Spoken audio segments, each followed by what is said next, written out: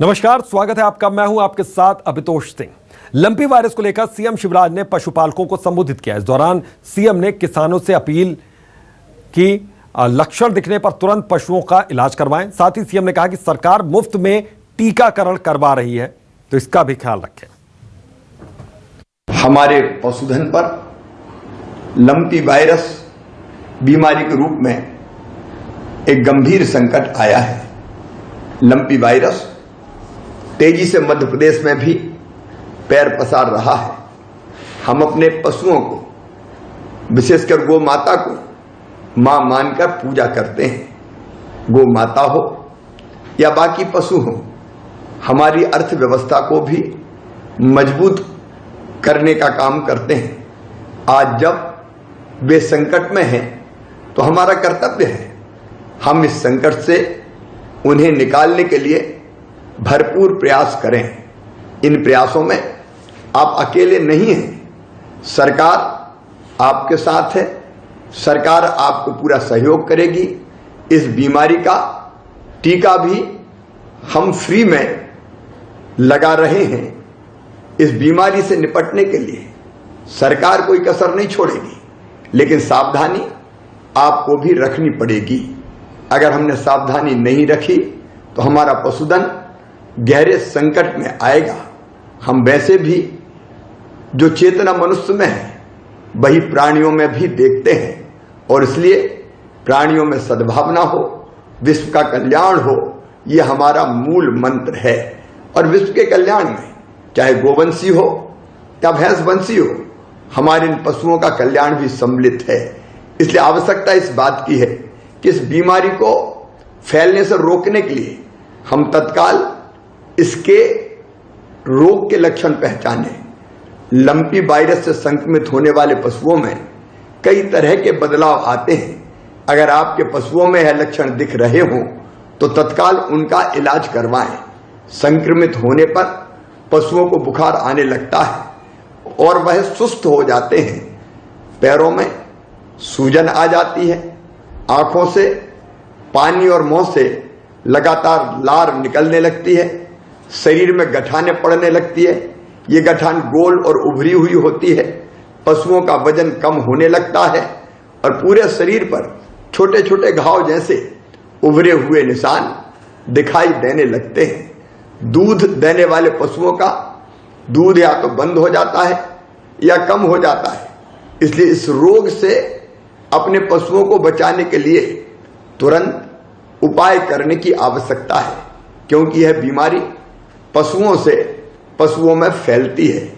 यह रोग मच्छर, काटने वाली मक्खी इत्यादि के द्वारा भी एक पशु से दूसरे पशु में फैलता है, लेकिन यह बीमारी पशुओं से मनुष्यों में नहीं फैलती। इसलिए इस तरह का डर मन में ना आए। पशुओं के संक्रमित होने के बाद यह वायरस तेजी से फैलता है, इसलिए बेहतर है कि कुछ सावधानियां रखकर पशुओं को संक्रमित होने से बचाया जाए। जो सावधानी है उसके बारे में भी मैं आपको बता रहा हूं। किसी भी एक पशु में लक्षण दिखने पर तुरंत उसे बाकी पशुओं से अलग कर दें और पशुओं के डॉक्टर से संपर्क करें। पशुओं को मक्खी, मच्छर, जूं आदि परजीवियों से बचाकर रखें। संक्रमित इलाके में कीटाणुनाशक का छिड़काव करें।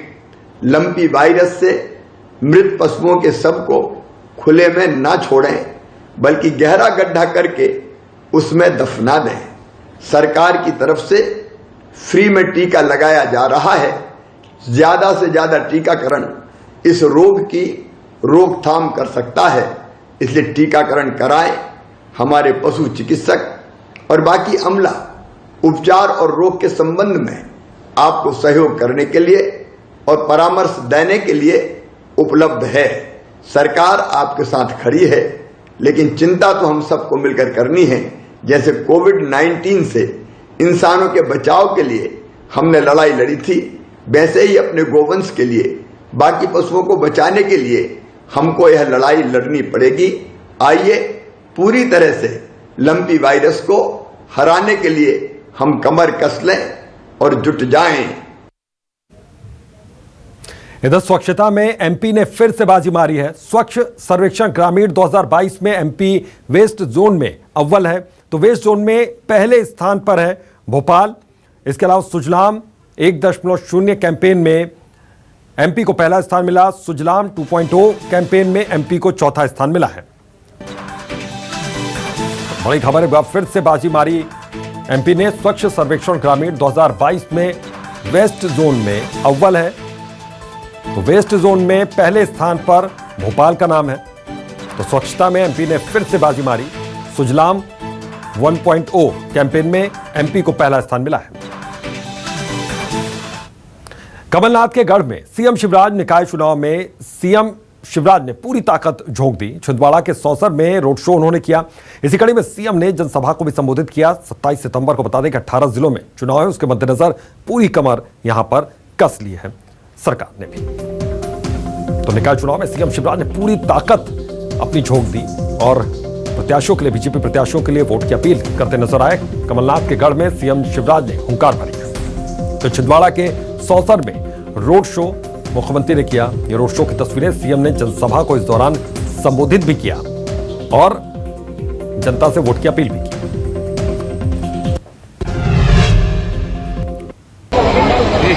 उनका शौर्य, उनकी वीरता, हिंदी स्वराज का अपना उनका संकल्प, और इसलिए ये छोटी प्रतिमा के स्थान पर घोड़े पे अश्व से बैठी हुई बड़ी प्रतिमा शिवाजी महाराज। इधर शहडोल में पिछले 5 दिनों से बारिश का सिलसिला जारी है, जिसके बाद नदी नाले उफान पर हैं। कई गांवों का संपर्क टूट गया। पानी के तेज बहाव में कई घंटों तक बस भी फंसी रही। तस्वीरें देखिए, तो शहडोल से महाराष्ट्र का संपर्क टूट गया। तो शहडोल में बारिश से भारी तबाही देखने को मिली, तो कई गांवों का संपर्क टूट गया। ये तस्वीरें देखिए, तो पानी के तेज बहाव में यात्री बस भी काफी देर तक फंसी रही, तो मुश्किल में लोगों की जान भी फंसी रही।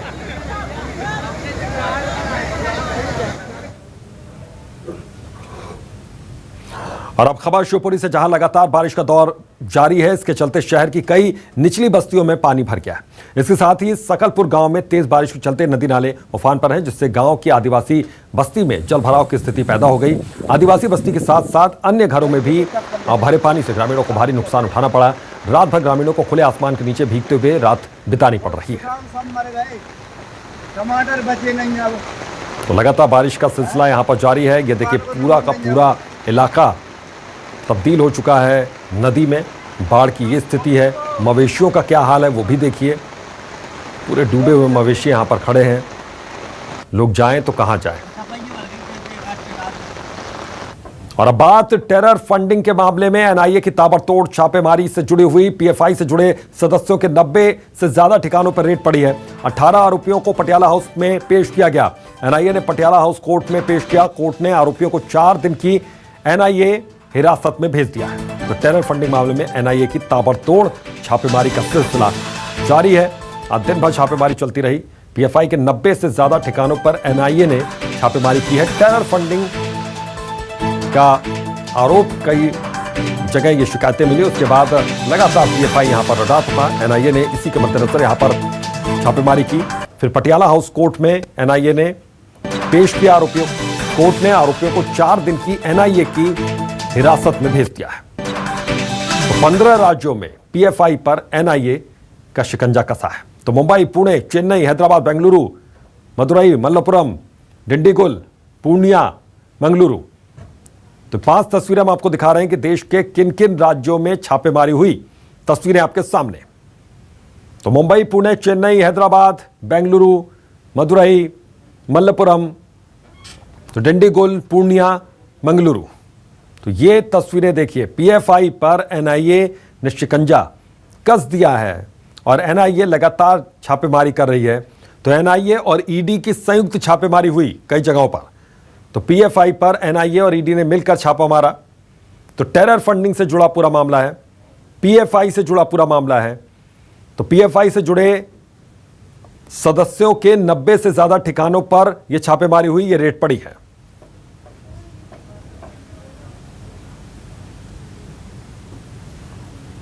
तो 18 आरोपियों को पटियाला हाउस कोर्ट में पेश किया गया। टेरर फंडिंग को लेकर एमपी के इंदौर और उज्जैन में भी रेड हुई। एमपी समेत 10 राज्यों में 50 से ज्यादा ठिकानों पर रेड पड़ी। एमपी पीएफआई के स्टेट लीडर्स को अरेस्ट किया गया।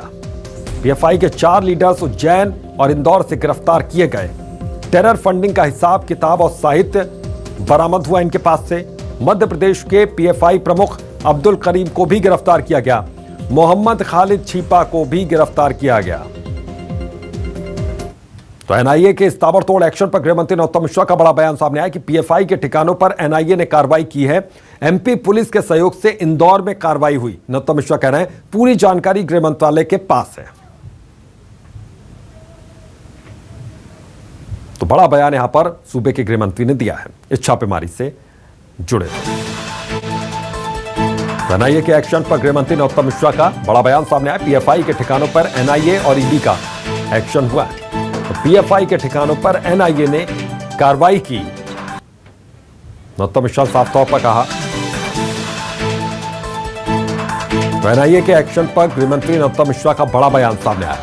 पीएफआई के ठिकानों पर छापेमारी हुई है। तो एनआईए और ईडी की टीम ने छापा मारा है। पीएफआई दफ्तर पर एक बड़ी कार्रवाई की है और इंदौर पहुंचे हैं doctor Narottam Mishra. Sir, PFI पर एक बड़ी कार्रवाई एनआईए ने की है। हाँ, पीएफआई ने कार्रवाई मध्य प्रदेश में की है। देश के कई जगह पर कार्रवाई हुई है, जैसा आप लोगों ने बताया है। उसमें राज्य सरकार के पुलिस के, इंदौर पुलिस के सहयोग से मध्य प्रदेश में भी की गई है। सर, 3 लोगों को गिरफ्तार किया है यहाँ से। 3 हैं, 4 हैं। पीएफआई स्पष्ट करे तो अच्छा रहता है, क्योंकि ये गंभीर किस्म का सुरक्षा से जुड़ा विषय है। राज्य सरकार क्या कार्रवाई करेगी आगे? अरे अभी तो राज्य सरकार सख्त कार्रवाई करेगी। यहाँ पर राज्य सरकार जो सख्त कार्रवाई करने की बात यहाँ पर डॉक्टर नरोत्तम मिश्रा कह रहे हैं। हमारे साथ में डॉक्टर नरोत्तम मिश्रा थे। अब पीएफआई पर यहाँ पर कड़ी कार्रवाई की बात डॉक्टर नरोत्तम मिश्रा कहते नजर आ रहे हैं। कैमरामैन केशव मराठा के साथ हेमंत शर्मा, न्यूज़ 24 इंदौर। खबर भोपाल से एनआईए की कार्रवाई पर कांग्रेस का बड़ा बयान सामने आया। कांग्रेस विधायक आरिफ मसूद ने बयान दिया कि पीएफआई के खिलाफ सबूत सरकार सार्वजनिक क्यों नहीं कर रही है। पीएफआई संगठन पर बैन लगाया जाए। आरिफ मसूद कह रहे हैं बैन नहीं किया गया तो देश भर में कार्यालय खुलेंगे। मुस्लिम युवाओं को केंद्र सरकार बर्बाद करने की तैयारी में है। सरकार बैन नहीं लगाएगी क्योंकि मुस्लिम युवाओं को बर्बाद करना है। तो कांग्रेस विधायक आरिफ मसूद का यह बड़ा बयान इस पूरे मामले में सामने आया। तो आरिफ मसूद का कहना है कि इस पूरे मामले में सबूतों को सार्वजनिक करे सरकार और इनको बैन करे पीएफआई। तो जब केंद्र सरकार और एनआईए के पास सारे सबूत हैं तो उसको आम क्यों नहीं करते, सार्वजनिक क्यों नहीं करते और पीएफआई को बैन क्यों नहीं करते?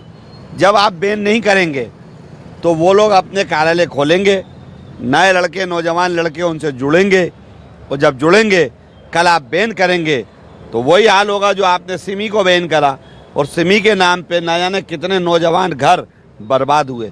तो अगर देश को खतरा है, आपके पास तथ्य हैं, आपके पास जानकारियां हैं, तो मेहरबानी करके उसको सार्वजनिक करिए और पीएफआई को बैन करिए। नगरीय निकाय चुनाव को लेकर प्रचार करने बुरहानपुर पहुंचे प्रभारी मंत्री प्रेम सिंह पटेल को इंदिरा नगर के लोगों ने जमकर खरी-खोटी सुनाई। हालांकि इस दौरान मंत्री जी भी अपना होश खोते दिखे और वो लोगों से भिड़ गए। इस दौरान प्रेम सिंह पटेल ने कहा कि जबरदस्ती बोलोगे तो क्या हम सुन लेंगे, हम नौकर हैं क्या? तो इस दौरान मंत्री जी लोगों से पूछते दिखे कि कांग्रेस ने क्या दिया है आप लोगों को। आप भी सुनिए मंत्री जी और लोगों के बीच में हुई बहस का ये वीडियो। आज बता कांग्रेस ने क्या दिया? हमारे आराम से क्या बोले, जवाब नहीं देंगे क्या? तो कोई जबरदस्ती आके बल्ला के तो क्या सुन लेंगे? गाड़ी नहीं है तो क्या नौकर है क्या? कोई गाड़ी नहीं है तो गाड़ी देगा तो गाड़ी बुलाएंगे। ऐसा कहीं कोई मतलब कांग्रेस ने क्या किया ये बताइए तो। अरे कांग्रेस ने क्या दिया? अरे भैया का कांग्रेस ने क्या दिया है? कांग्रेस ने क्या दिया? आज बता कांग्रेस ने क्या दिया? गरीब लोगों को 1 रुपए किलो गेहूं खिला, कांग्रेस ने क्या दिया? नहीं दिया। देखो एक बात बता रहा,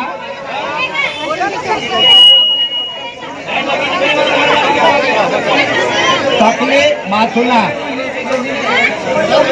तकलीफ आपके अध्यक्ष ने, आपके पार्षद ने बोला था कि हमारी पार्टी को आप मतलब विजय घोषित करो, हमको वोट दो। हमने इनको वोट दिया। इन्होंने कहा था कि हमारे आने 5 साल के अंदर हम आपको पट्टे मकान के बनवा के देंगे। राजेश चौहान ने, अध्यक्ष ने, नगर पालिका अध्यक्ष ने और पार्षद ने भी कहा। फिर हमारे से कई बार इन्होंने फॉर्म भरवाए, फिर वो फॉर्म भरवा के फिर किधर रद्दी में फेंका, कहीं डाला, ये हमको इसका पता नहीं। इधर बुरहानपुर में प्रभारी मंत्री प्रेम सिंह पटेल का लोगों से बहस का वीडियो वायरल होने के बाद कांग्रेस ने बीजेपी पर निशाना साधा और कहा कि बीजेपी की करनी और कथनी में फर्क है, अंतर है। कांग्रेस जिला अध्यक्ष अजय रघुवंशी ने कहा कि जब वोट मांगना होता है तो बीजेपी नेता हाथ जोड़ते हैं और बाद में कहते हैं कि हम जनता के नौकर नहीं। अपना अधिकार मांगती है तो ये बोलते हैं कि मैं इनका नौकर नहीं हूँ, क्योंकि हमारे जो प्रभारी मंत्री है एक तो उम्र के हिसाब से सटिया गए और एक और बात कही उन्होंने उसमें कि कांग्रेस पार्टी ने क्या दिया, उनको ज्ञान की कमी है।